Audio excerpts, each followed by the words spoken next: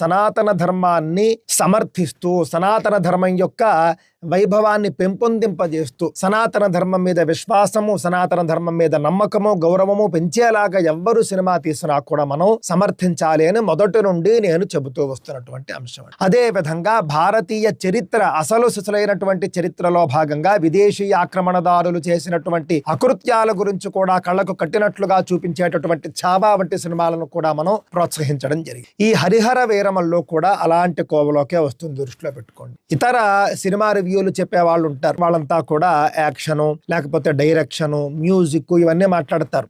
మనం వాటి గురించి కాదండి మాట్లాడుకునేది, మాట్లాడుకోవాల్సింది ఈ సినిమా తీసినటువంటి దర్శకుడు కానీ, ఈ సినిమాలో ముఖ్య కథానాయకుడైనటువంటి పవన్ కళ్యాణ్ గారు కానీ ఈ సినిమా ద్వారా జనానికి ఏం చెప్పదలుచుకున్నారు అని ఆలోచిస్తే వాళ్ళ యొక్క సంకల్పం, వాళ్ళు ఇవ్వాలనుకున్నటువంటి సందేశం చాలా గొప్పది, అందులో ఎలాంటి సందేహం